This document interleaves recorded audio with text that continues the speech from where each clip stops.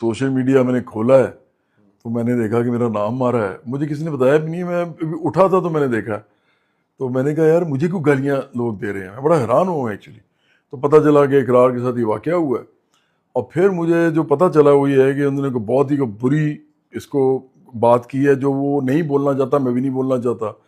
और उसके साथ फिर ये कहा है, मतलब उसके नाम के साथ कोई बुरी चीज़ लगा के कहा है कि ये भी जवाद अहमद की तरह ज़लील होगा। अब ये पीटीआई का ये काम है, पीटीआई ने इस मुल्क के कल्चर को इतना गंदा कर दिया है, सहाफ़त के भी सियासत के भी, कि ये कोई अब आदमी जो है उसको नहीं छोड़ते, स्पेशली अगर वो इमरान खान पे तनकीद करे और जायज़ करे। तो मुझे बड़ा बुरा लगा, जो असल बात है। और मुझे इकरार हमेशा बड़ा एक एनर्जेटिक सा जवान आदमी लगता है, जो कि देखो इतने बड़े ज़्यादा पैसे छोड़ के उसने सारा कुछ छोड़ के सियासत की तरफ कदम रखा है, आप अप्रिशिएट करें उसको। तो आपने उसको भी अब वो अपने की नोक पे रख लिया है।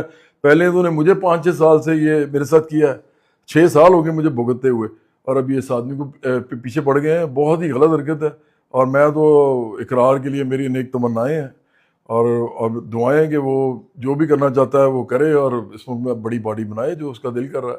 ये आपको कभी एक्सपीरियंस करना पड़ा कि आप एयरपोर्ट पे सफ़र कर रहे हों या किसी भी पब्लिक प्लेस में और आपको भी आपके नज़रियात की वजह से कोई इस तरह की जुमले का या बात का सामना करना पड़ा हो? हमजा मेरे साथ पता क्यों नहीं हुआ, क्योंकि ना एक तो मैं बड़ा हूँ उम्र में, इकरार से तो बहुत बड़ा हूँ। मुझे